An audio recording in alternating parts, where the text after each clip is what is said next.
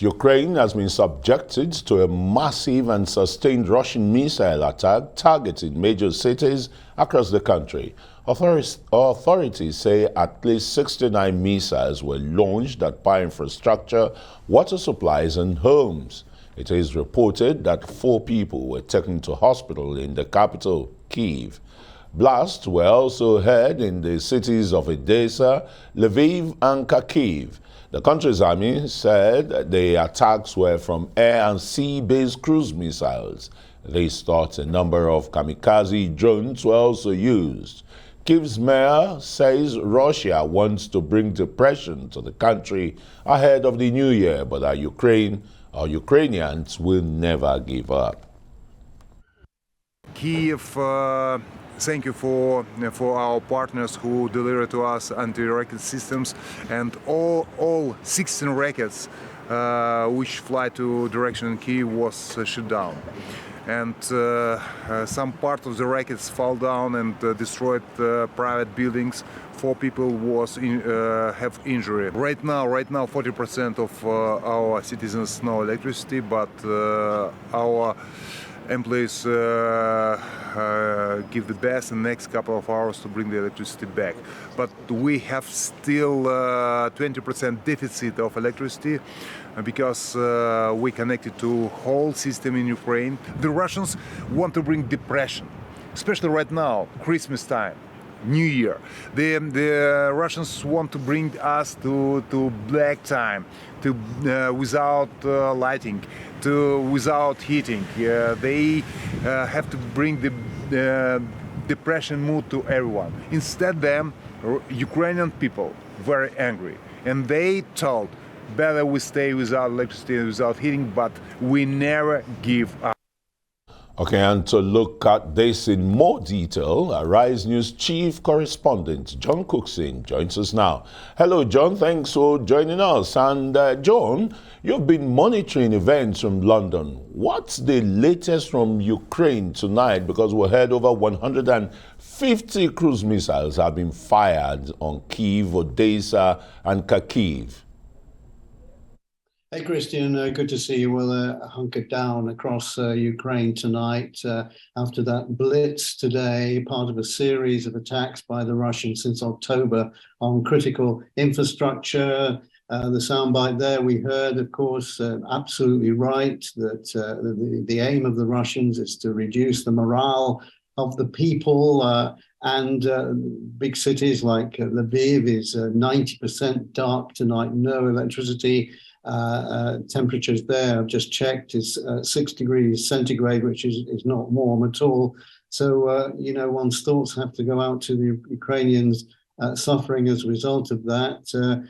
It's 2 degrees centigrade in Kyiv. So to be without electricity in those conditions must be pretty darn grim. The spirit seems to be still there, though, Christian. Ukrainians on the battlefront, fighting with courage, and no doubt this is a scenario that we're going to see for the coming weeks and months. I'd like to play you a video in a moment to just set it up. We talk about the Ukrainians shooting down cruise missiles. Well, this cruise missile was approaching Kyiv, and the conventional defense systems failed to shoot it down. So a Ukrainian soldier with a shoulder launch rocket launcher fired at the cruise missile. Let's see what happened next.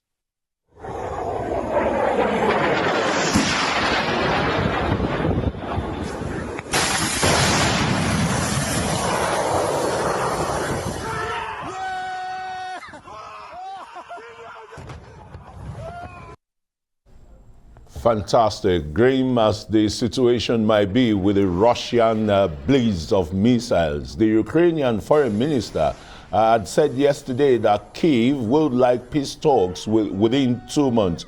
Do you think today's blaze, was responsible or was a response? And will peace talks really begin in earnest in 2 months? Well, Christian, I don't think so. Talking about peace when all this is going on is not being realistic. You have to have a ceasefire first, and we're nowhere close to that. Yes, it could be interpreted as a response from Moscow, but I doubt that because it takes days, if not weeks, to plan an attack such as we've seen today on Ukraine, and no doubt the Russians are planning their next strike. We can look at a map just to see what the general situation is as far as Russian occupation of Ukraine goes, and you can see that in fact the Russians still, despite everything the Ukrainians have been able to fire at them, still occupy about 20% of the country. That area etched in red and pink is Russian-controlled territory down in the south, including Crimea, of course. The turquoise blue area is territory that the Ukrainians have taken back in recent weeks. So the Ukrainians are making some sort of progress, but against the might of what's being thrown at them by the Russian army, and not only by the Russian army, but by groups such as the mercenaries like the Chechens and the Wagner group and the Donbass militias. It's a meat grinder, as they call it, and it must be pretty grim on the battlefront. Yes, indeed, John. But John, very quickly and lastly, the Ukrainians are saying tonight these kinds of attacks are unsustainable because the Russians will run out of rockets. Is this truly a possibility, John? Well, we don't know exactly how much military might the Russians have. They keep it much of it a secret, but the Russian economy is a 3 trillion economy. It's oil-rich, gas-rich. They can always get weapons from somewhere. The Iranians are supplying, and then there's, of course, Big Brother to the east, China. It may well be that the Ukrainians run out of rockets sooner than the Russians. The Ukrainians firing about 5,000 a day.